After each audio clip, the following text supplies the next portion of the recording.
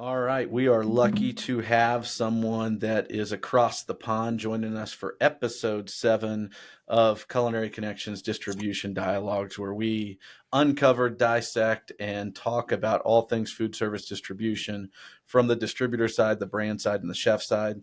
I've got Andrea Bezzecchi, which I think I Amazing, sound like a Southern Sicilian, just born and amazing. bred Italian, saying that. Joining Great, us, I've great had the job. pleasure of knowing Andrea for, I don't know, maybe a decade now. We've had drinks in a honky tonk in Nashville. We've driven around bourbon country in Kentucky, hit the slopes of Colorado, and now we are here talking to you today about the intricacies of going to market globally. A lot of people and producers in the United States may not export their product into other countries. You have a product that is globally known, globally recognized.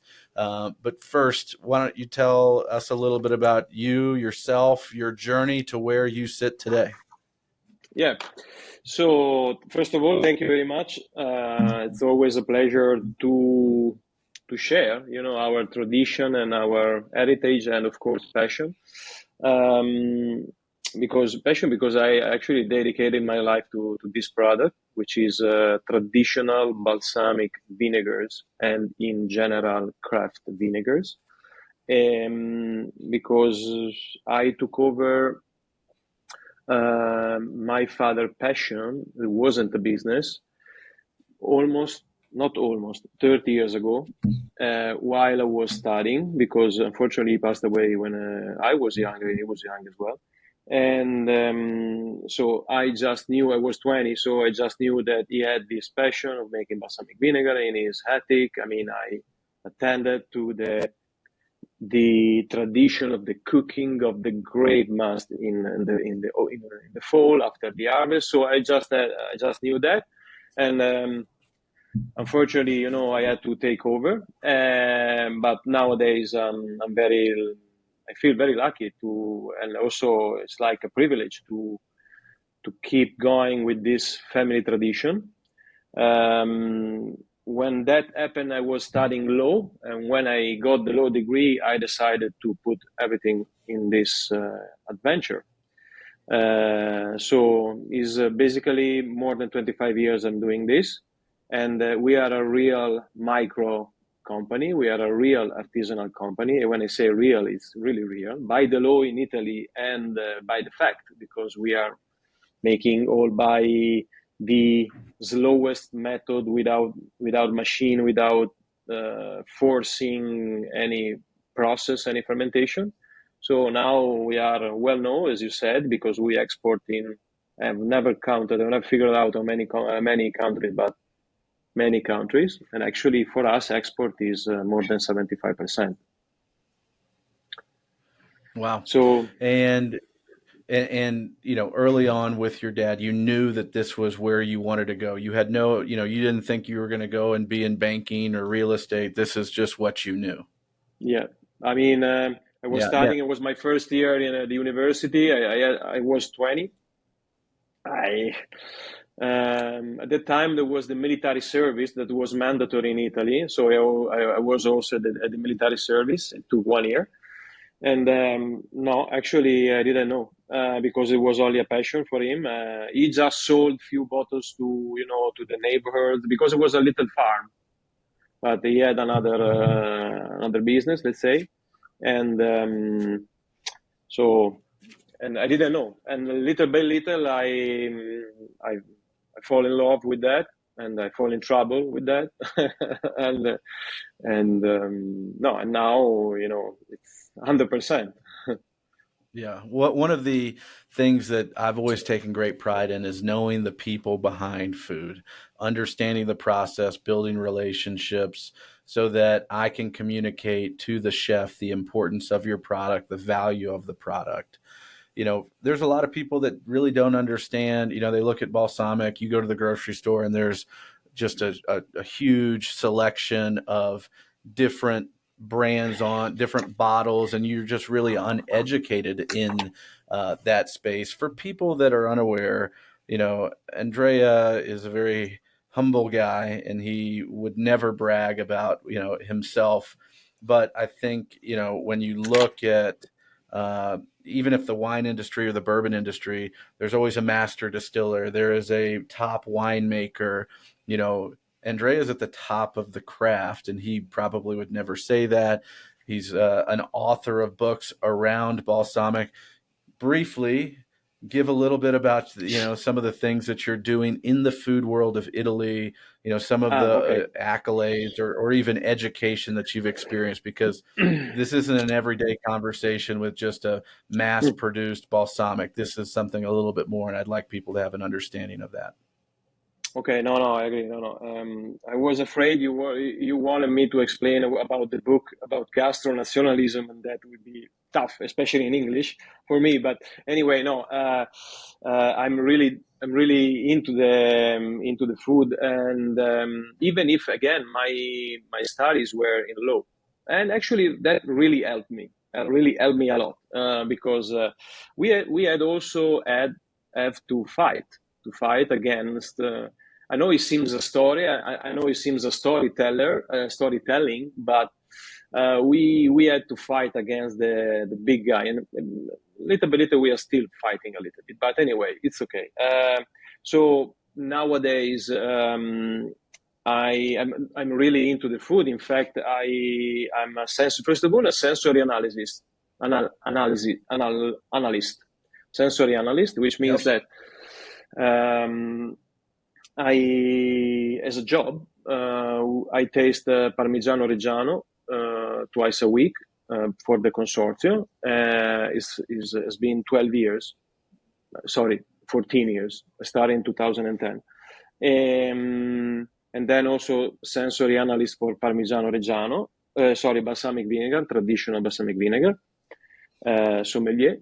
So let's say that the flavor profile and the taste to me is really important, okay? Because if I can't go into the market with the price, low price, and my positioning is usually premium, not necessarily the most expensive, but medium premium positioning, but I have to be, in my opinion, my product needs to be different, first of all, in flavor profile. Otherwise, I can tell a lot of story, but if they taste the same, there is some problem.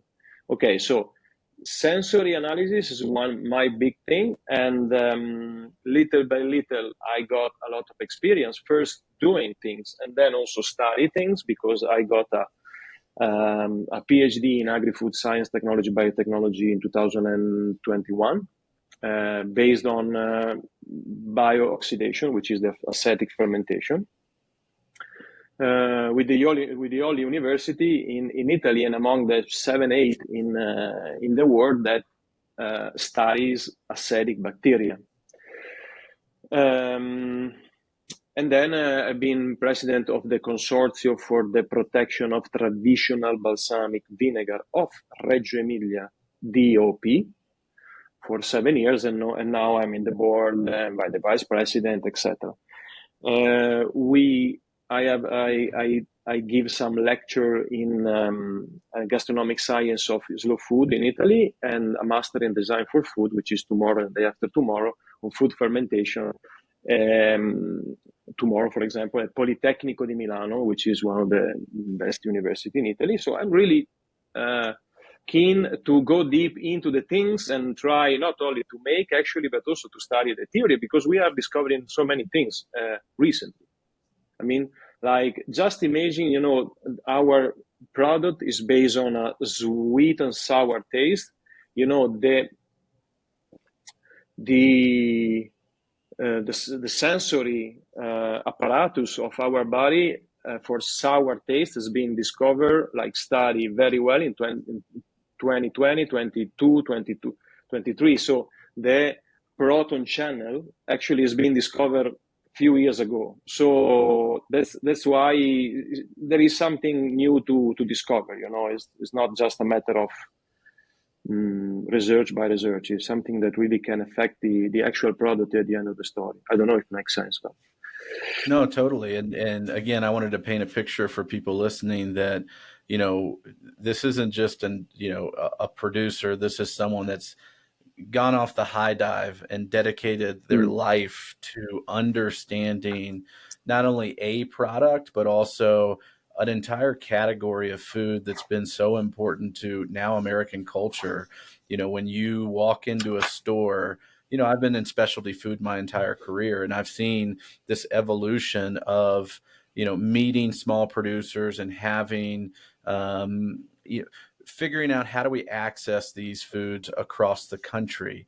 We interviewed a farmstead cheese, fourth generation out of California, and he said 2% of the people in the world create food for 100% of the people, which is a fascinating figure. Andrea is one of those people. Now, if you're in small town America, it's pretty incredible to think that you can be in Las Cruces, New Mexico, go to a Walmart, and you can now find Parmesan Reggiano. You can find, Mhm. prosciutto di Parma and global ingredients because people are more educated.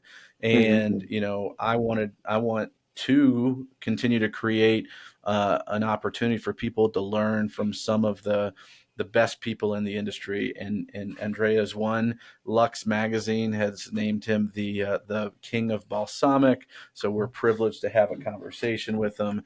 His passion is unparalleled, and 100%, he's the guy you want to know if you are eating in Italy.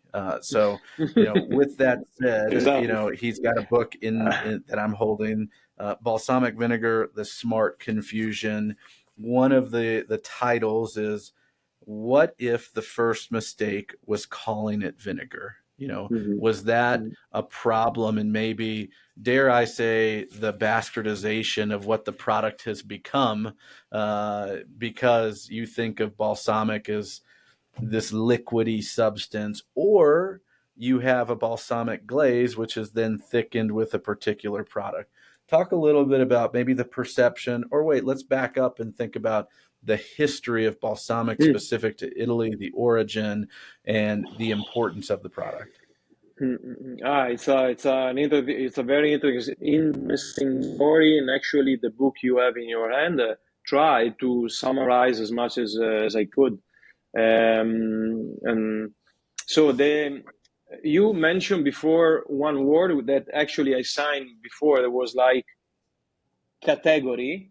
So why? Because balsamic vinegar as category wasn't on the market until 1965, 1970.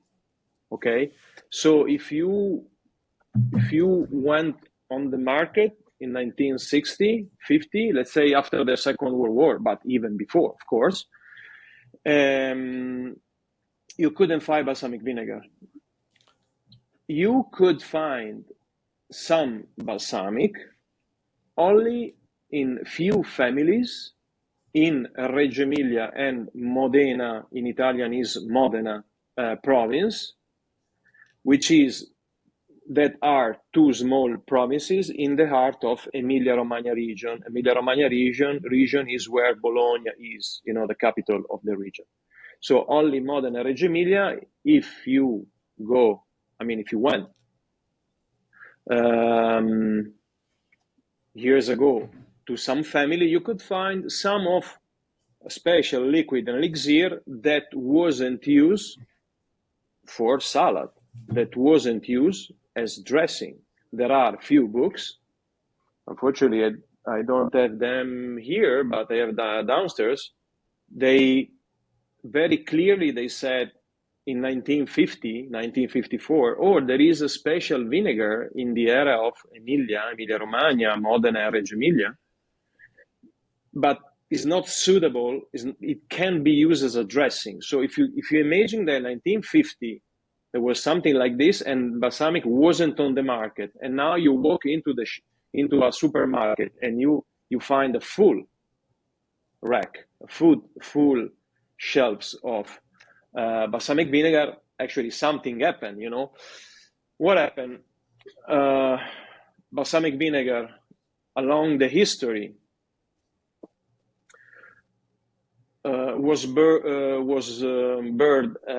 birthed as a medicinal, a kind of medicinal, an elixir, something very precious, something that can be used only like almost a digestive. There is no old recipes about balsamic vinegar centuries ago, even if we know that balsamic vinegar was already made hundreds of years ago.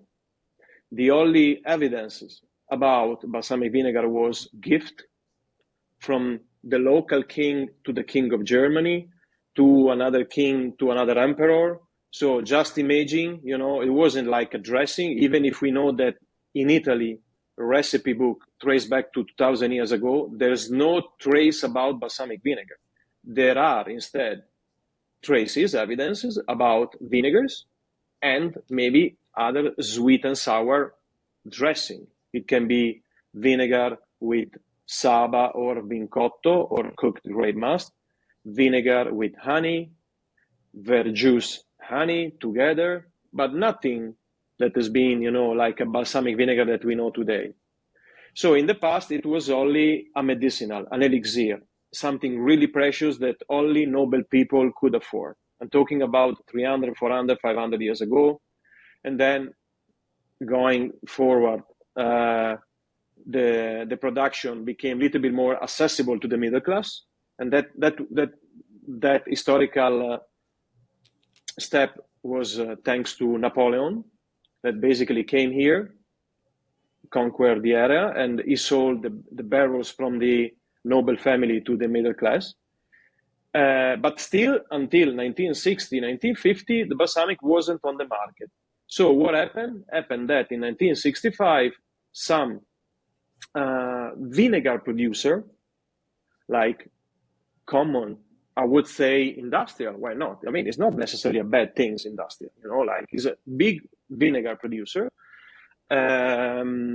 decided to take advantage of this beautiful story that was in this area, Reggio Emilia and Modena. Modena has been more and more famous because it was the capital of Ducato di Modena, Reggio Emilia, the Duchy of Modena, Reggio Emilia. So Modena was the capital. We in Reggio Emilia, the Reggiano area, we were the countryside. So we were more workers instead of marketers, let's say, doing things and keep it very quiet, etc. While Modena was more the capital, so they were able to more popular outside the region, etc. So they started in 1965 and they created from scratch a new category. This is the key. The category was created from scratch, okay? Taking advantage, let's say, of a beautiful story of this liquid, this precious elixir, but instead of being aged, being produced with 100% local ingredient, being produced with long fermentation means and barrels and blah blah blah. The only rules that came up 1965 was that you can call balsamic vinegar of Modena any mixture of wine vinegar, cooked or concentrate must and or caramel. No matter where does it come from, the grapes, no matter how long is aged, it could be even zero. And that's it. So I used to say there are 3 rules, in my opinion, to really understand not if it's real a balsamic vinegar or not. And the first one is the product should be aged. And please do not follow strange number on the label because they are all fake. Okay. The second one is the origin. And again, unfortunately, the geographical indication which is provided for the balsamic vinegar, the commercial, the industrial, 99% is balsamic vinegar of Modena IGP. Even if you think it comes from Modena, it's only blended in Modena. Okay? So the first 2 elements, aging and origin, it can be sneaked out in some way. Okay? The third element is the method, how is made, what are the ingredients, or actually what is the ingredient, because the traditional balsamic vinegar is made with only one ingredient, 100% cooked grape juice. double fermented and aged. And because the double fermentation and aging require time, they skipped completely the single ingredient and they reach the final results of having a sweet and sour product, just blending wine, vinegar, and concentrate must. That's it. So no aging, no origin, and no method. These are the three pillars, in my opinion, that should be followed in order to make a traditional balsamic vinegar. Unfortunately, these are very difficult to check once on the market, because again, if someone buys on the market a balsamic vinegar of Modena, IGP, they think that it comes from Modena. Actually, it comes, yes, the blending of the ingredient comes from Modena, but the ingredient itself can come from anywhere, and even the bottling from anywhere. When it became IGP in 2009, balsamic vinegar of Modena, that now represent 99.99% of the balsamic vinegar, 198 million of liter per year, just to give you an idea. 98 million of liter is like 25 million of gallon, something like that. 25 million of gallon per year.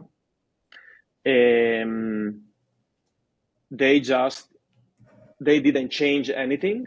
I mean, at least they could, restrict the area to Emilia-Romagna region, etc. No, the grapes can come still from anywhere, usually from south of Italy, but not necessarily. I mean, from anywhere. And the aging, which is another element that you actually expect from a balsamic vinegar, is by law 60%. And please pay attention, because it's exactly the same if this product is cheap and liquid or thick and expensive. The only difference is when it's called aged in vecchiato, which means 3 years. Okay, but let's say 95% of the 98 million of liter are all 60%. 60 days. Why? Because you can make it thicker very easily in 90 minutes, and then they look aged. Okay, because they are just thicker, but you just remove the water and become just a concentration of sugar. While the other product, just through cooking, that's correct, right? Just through cooking the vinegar. There are through 3-4 ways cooking, but it's not really efficient, and maybe you can risk to burn the sugar because it becomes very thick. So usually it's vacuum and with concentrator, like under pressure. So you remove water without reach the boiling point, let's say 40-50 degrees Celsius, or reverse osmosis, or cryo concentration. So you freeze and you remove the water. So there are cold procedures to remove water very easily and to go. And there are actually also on YouTube. If you, I don't know, maybe I can share later some link. You can go on YouTube, and there are some companies promoting, this machine, because in this district, in this area, they use it a lot, because you can make nowadays balsamic is sold by thickness. So if you want it organic, if you want 1.2, 1.3, 1.32 density, which packaging do you want? That's it. Okay, so the product technically is exactly the same. There is no fermentation. It's all blended of two super stable ingredient: wine vinegar, concentrate must, and or cooked grape must. Cooked grape must, I mean, to me is very common. I don't know if you want to help me and explain, but it's the grape juice without skin and seeds and reduced down with the fire. So, and maybe you can, maybe the listener can wondering why you're cooking the must. Actually, it's something that the Romans did 2,000 years ago. First of all, to preserve it, because if they overcooked it, they could keep it for longer because it didn't ferment. Or maybe to make a vinegar out of cooked grape juice. I know it sounds strange now that all the vinegars and wine that we actually drink are all from raw grape, raw juice. But until 1900, there were also cooked wine. because the flavor profile was interesting. Actually, it goes in the same area of sherry, Porto, Madeira wines. Okay, that kind of wine. So the biggest differentiation now is that 99.99% of the product is blend of wine vinegar and concentrate must, where there is no fermentation and no aging unless the 60 days.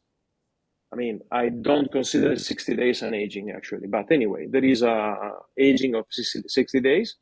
And on the other side, you have the traditional DOP that came out 20 years later, that the industrial version was created from scratch, just in opposition of the industrial version, because the local producer, first Modena and then Reggio Emilia, woke up and say, oh, listen, maybe we also need to protect our own real, let's say, no, I want to say, yeah, real balsamic vinegar, okay? And so the name balsamic vinegar was already taken, so they need to add another word, which is tradizionale, okay? So now you find two different categories. One is 99% of the market. The other one is 0.001%. Nobody lives with the DOP. I should have a bottle here. Actually, I'm not really smart. But maybe later we can show some picture. I don't know.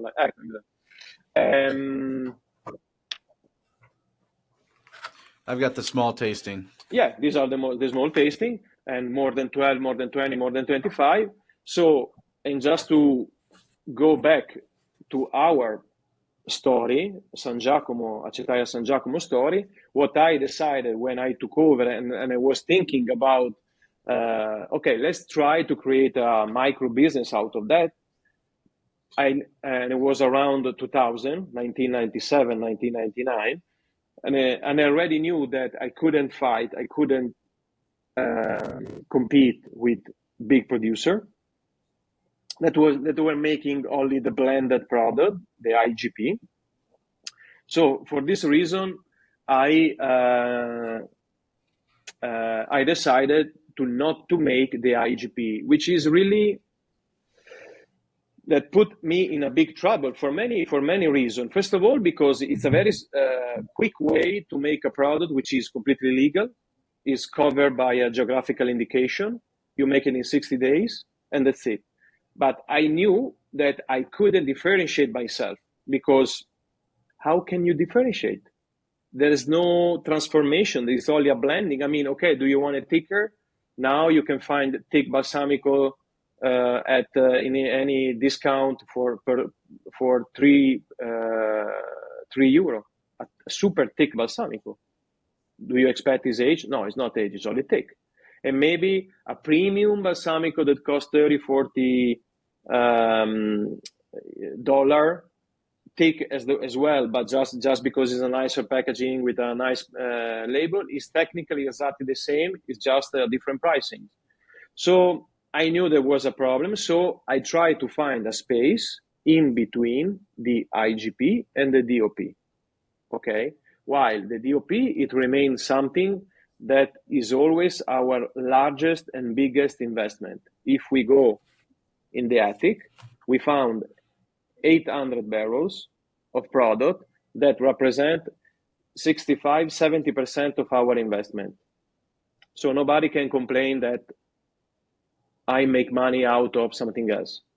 I don't make any money.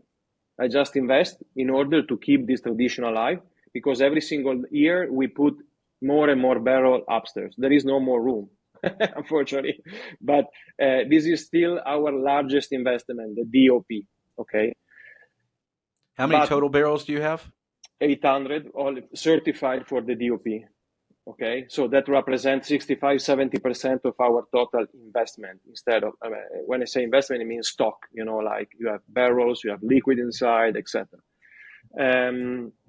So in order to sustain, to keep this business alive, I find out the way to to produce something that maybe was made exactly with the same raw material, one ingredient, double fermented, but just before 12 years. I don't call it tradizionale because it's not tradizionale, because tradizionale by the law. And for example, Essenza is our best-selling product, which is a sort of cuvée with different vintages inside, and is 100% cooked grape must. No wine vinegar added. Is also certified organic, and we start from the actual grapes, 100% from grapes, and then we go to the bottle. We don't buy any concentrate must, cooked grape must from outside, etc. So And you this grow has the been a grapes, bit. right? Is that right? We have our own farm, but because luckily we are little by little growing, we need more and more grapes. So 3 years ago, we made an agreement with other two farmers, organic farmers, and we pay them 15% more than the big cooperative here. And we can get up to 7 different kinds of grapes, red and white, only from here. The majority from Reggio Emilia, a little bit from Modena province, only straight from the grapes. So, and this is another reason why our product is objectively limited, because we can't buy concentrate must whenever we want.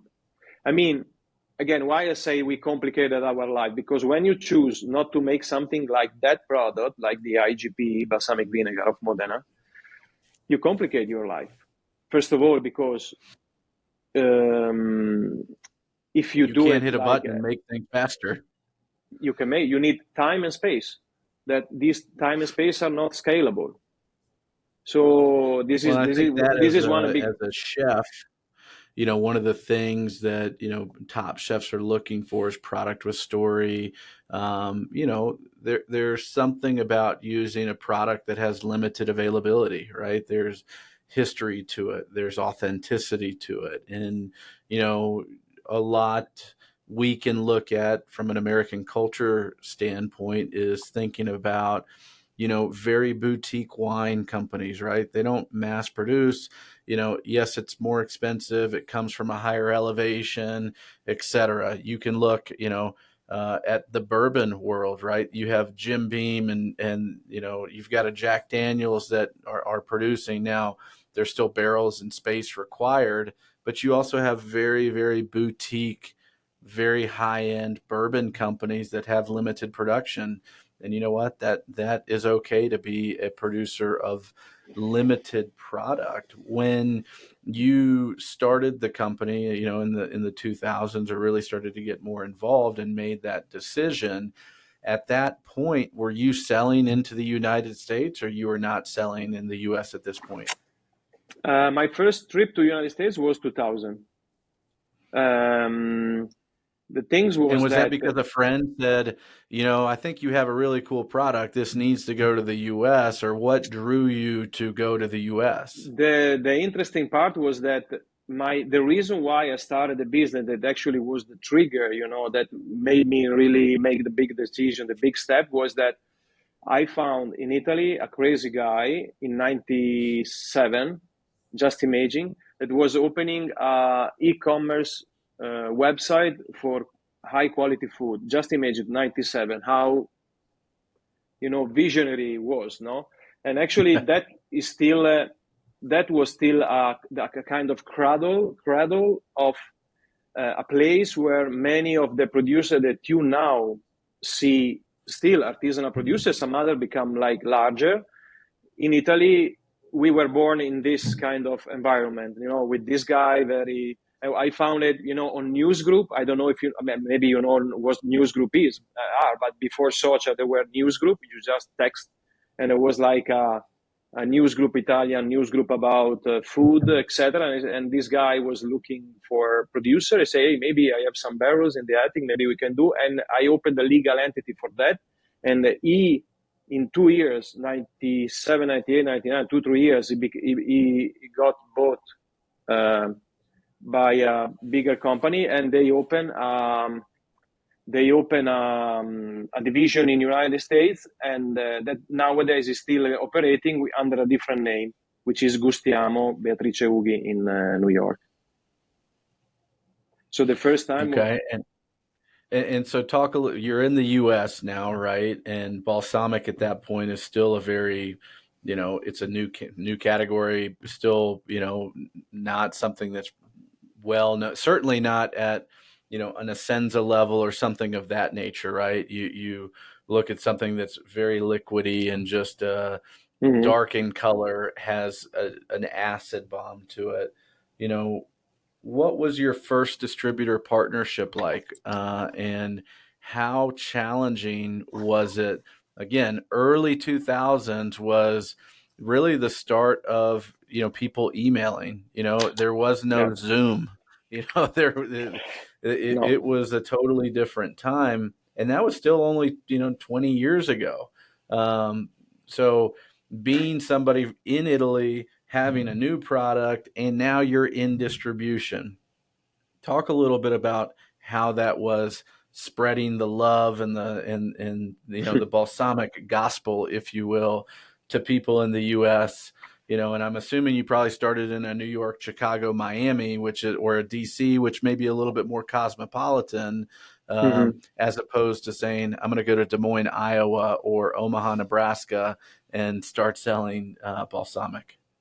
No, I mean it's a beautiful memory. First of all, because I remember we were communicating via fax.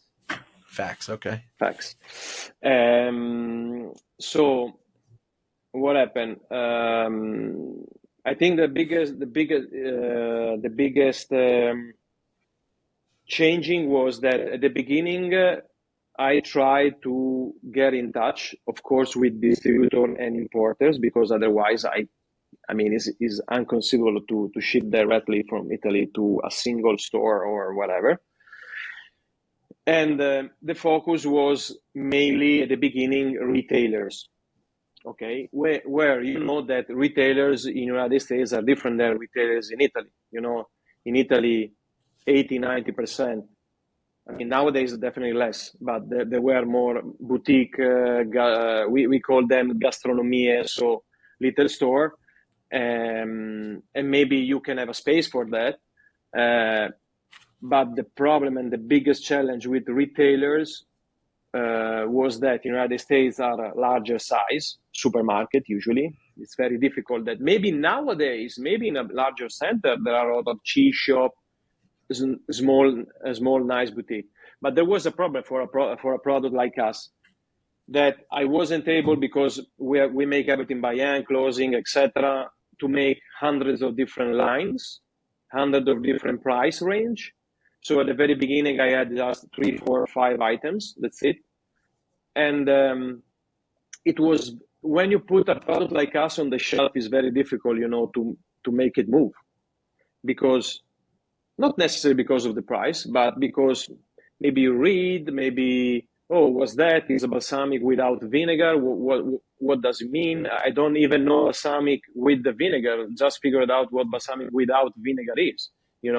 And maybe retailers need fancy bottle, fancy packaging, 2, 3 different lines according to the different pricing.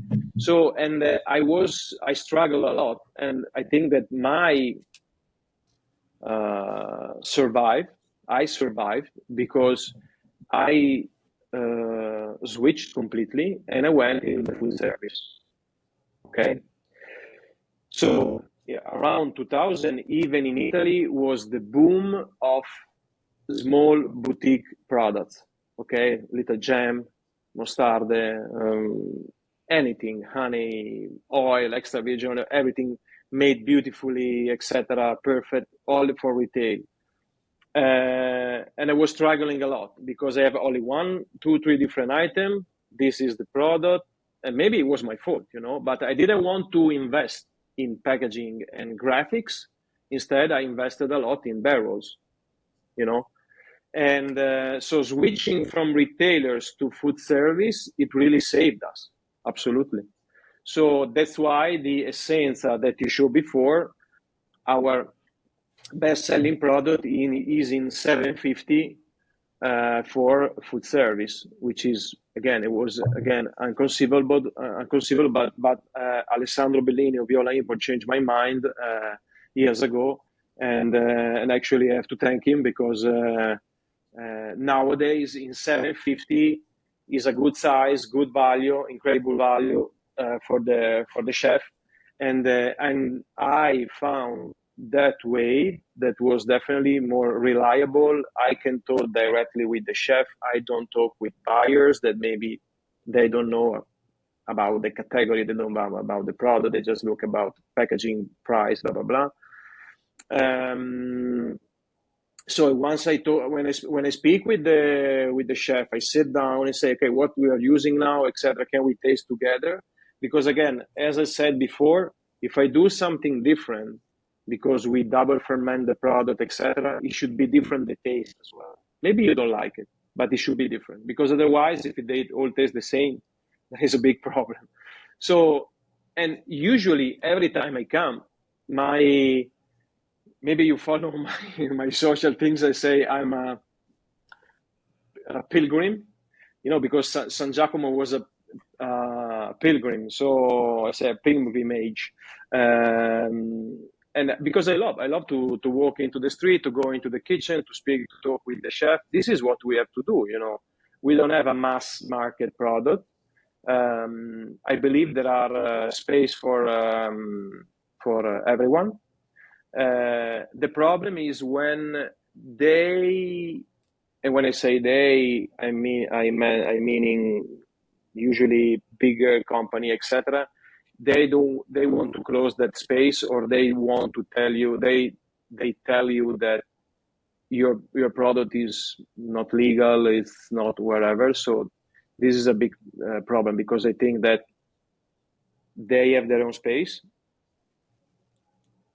If my product is legal according to the health inspection, blah blah blah, and everything, all the rules, I have my space as well, and this is the reason the book came out. This is the reason why I'm always really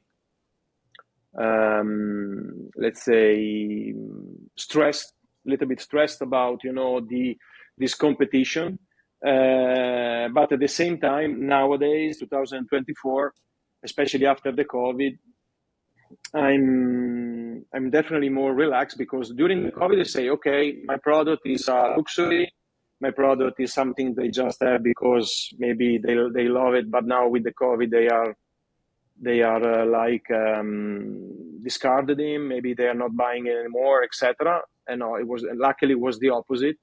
So we grew, and that really relax me a lot because they say, okay, there is a future. It's going to be, a very slow and hopefully organic growth. So we keep working on this. And what about, has anything changed, or do you see similarities in how you sell the product in food service, or just generally being an Italian brand, right? When you're here in the States, there's obviously more accessibility to your distributor partners. You have some limitations and obstacles that you have to overcome.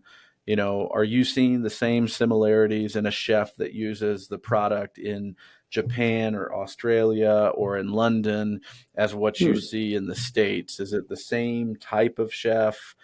Someone that really is passionate about the product. Maybe they cooked in your region or area, or what are those connection points, and what have you found to be a good way to create connection, I suppose, with a global audience? No, there are two interesting aspects about that. So the first one is what maybe are the similarities between the chef they are using our product all over the world. I mean, what we do is the same. We walk into the kitchen, we let them taste, we maybe compare with the other one, etc. So the way how we explain is the same. You can see that there is a different sensitivity about different topics. Maybe people love better because it's fermented. Maybe people love it because the story. Maybe people love it because of the flavor profile, no matter if it's fermented or whatever. So if they choose it, it's because they taste it, first of all. Usually, I would say 95% of the time, they are not Italian chef abroad. And this is quite surprising, especially it was surprising to me at the beginning. Nowadays, no, I'm not surprised anymore. And we could open another chapter about that, but they are the majority of the chefs they are using. If you are here, they are maybe American or other nationalities, but not Italian, not necessarily Italian, but they love Italy. I mean, this is a common element. They love Italy.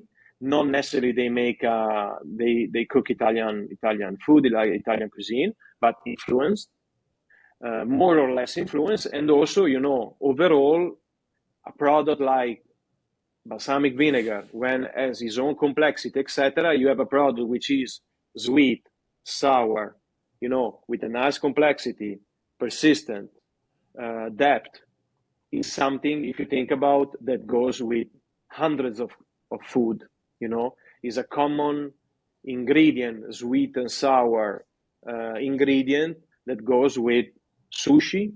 It goes with tempura. It can go with pasta. It can go with any fermented other stuff. So this flexibility, let's say, of the product, of the ingredient, it's a big luck for us.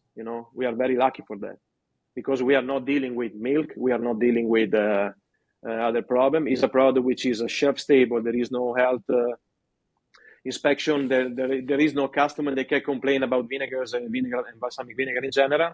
And for the reason, balsamic vinegar in general is exported. 92% is exported in general. I mean, industrial. I mean, the majority is industrial, about 92%, and the number one market is the United States.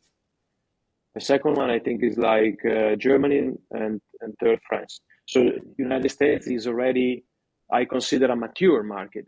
Of course, if I go in Iowa, I don't know, maybe I'm misunderstanding, but maybe they don't know. But if you go to the largest city and now going inside the country, it's a product that at least balsamic vinegar they heard about. Maybe they don't know that there is an industrial version, that maybe they don't know that is an Italian product, etc. But it's something that you can find, and this is the reason why I think that just going there, talking, let them try, it's very interesting. I mean, it's very useful. It's very useful. You have the opportunity to travel all over the world, meet with chefs all over, experience cuisines, that so many people would love to experience. Are there, 3 places in the world that you love to visit, and what are the foods that you love? Like, is there a particular dish or experience that you love in each of those places? Okay, beside Italy, unfortunately, beside Italy, I have a bias for Italy, but no, the first is always Japan. I think there is an incredible food culture. Talking about condiments and food is very different than us. There are some things in common, but when I say Japan, not necessarily the sushi that everybody knows, but it can be any other experience that, by the aesthetic point of view and the simplicity and the approach of the tasting is it's amazing. To me, United States is it's every time I come, to me is a new surprise, because I can see another revolution in new craft, new crafters, new artisans. I got the opportunity to do some event last year with great cheese producer. There is a great community, growing. So I always suggest to at least for a barbecue. I mean, I love barbecue, but again, there are a selection of cheese nowadays in the United States, very interesting, and now you can see the love for pasta and for pizza, and I know it seems strange, but maybe why not? You can find maybe a good pasta, a better pasta in the United States than maybe some places in Italy. I mean, it's definitely possible. Why not? Well, I think the Um, the audience that we have now, whether you're a chef or consumer, we're a global community. You can live in Japan virtually, because of who you follow, what you follow, the cuisine style that you can emulate in the U.S. I was at a seafood market yesterday here in Denver, and they had a really robust Japanese category of furikake and different rices. You had different noris. You had, different uh, sushi vinegars, soy sauces, and so I think people are more, experiential than they've ever been. It's super important to, as a consumer, and I say this just generally in food service, we're so lucky that we get to be a part of, I think there's two things universal in the world that connect people: food and music. The food can be different and music can be a little bit different, but both of those things connect people. mhm. And, you get to travel for work, I get to travel for work. Everybody has to go and travel. But if you're a chiropractor and you're working on people's backs, after hours, you're not excited about going to see a different chiropractor. You're saying, hey, I'm going to be in LA and here are the three restaurants I want to go while I'm on my chiropractor trip. I want to go to this bar and I want to have this coffee. And so we have a chance to really be immersed in food culture in our business. And, we have a more curious audience than ever. And it's so Sì. cool for me to think about your position, and you think about where you started in 2000, and now you have a distributor partner in Louisville, Kentucky that carries your product, and now the product is in Chicago and across the Carolinas, and like, wow, what a journey it's been for It's you. you incredible. know Yeah. as as we wrap up the conversation, what kind of legacy are you looking to leave for the company or for the consumer, or even for yourself? What are some of the things that you really want to kind of leave your mark? Oh, wow. We during the COVID, we sat down, and actually we didn't know what was gonna be. So we were quite all the team. We are a very small team, but very committed. And we sat down and we wrote our, let's say, mission. Like, okay, these are the three, four different points that I would love that will be kept forever in San Giacomo, in Acetaia San Giacomo. Okay. Um, so the idea is to continue with the to strive to search. I I definitely don't consider ourselves to find out the best way to make a balsamic vinegar, because first of all, the method itself, beside it was made maybe with only one ingredient, even this element was quite recent, because maybe in the past was a mixture of spices or different things, but for sure was aged for long time, and for sure was made only here in this area. Okay.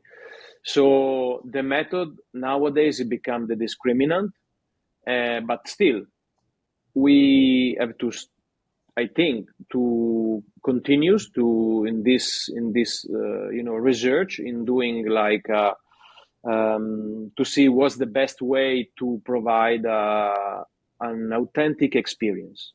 This is the time.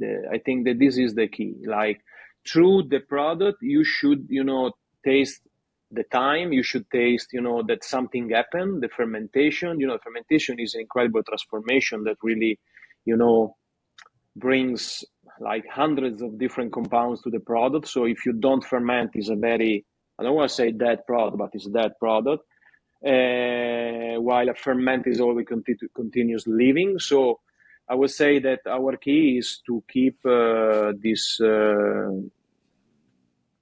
process of looking to find to provide the best experience through a single drop. I don't know if it makes sense, but Yeah, no, totally. And where can people find more about you and your product? If they're curious. yeah. So in United States nowadays, in the majority, in the biggest city, Los Angeles, DC, New York, Chicago, etc. And anyway, through website, if you Google San Giacomo Balsamic, I'm pretty sure that a lot of things coming out. There are different websites selling through all the country. Again, luckily, 70% of our business is food service. So I would say that maybe it's more easy to that someone tastes already our product into a dish instead of just buying into a supermarket. So luckily there are a lot of very nice chefs, not necessarily Michelin star, etc., but also people that really care about ingredient that and. And maybe this is another element that I forgot to tell you that you mentioned before, the connection. No, I would say almost a sort of community. No, I don't think there is separation between the bottle and what we do here in this place. So that's why we always try to push the chef and all the customer to come and visit us, because you really understand what's going on here. We open the barrel, you see the biofilm on the bacteria. It's not, I mean, I don't want to say, but it's not bullshit. Like it's what we have, Hmm. in a good, in a bad way. Every time people come here and say, "Oh, I thought you were bigger. You export in Japan, you export in Tasmania." No, we are a small company. We just travel. That's it. We are not everywhere. There are niches everywhere. If you think about, there are not niches, not in a snobby way. There are people who really want to get beyond, the common commodity. Just because he's curious, just because he want to try something different. And these people is luckily everywhere. So maybe in some market are more aware. Maybe if you think United States, you consider not aware, but to me, like for example, is more aware than, I don't know, South Korea, maybe, even if or balsamic vinegar is already there. So no problem, basically. But again, this is the community that we are able to create, making connection. Just yesterday, today, oh, there is an American chef coming here. Okay, and I put in touch with this Italian guy, so he can go there, make 5 days, experiencing into an Italian good restaurant, etc. And the opposite, maybe. It's amazing. So this is part of the ecosystem. I don't know.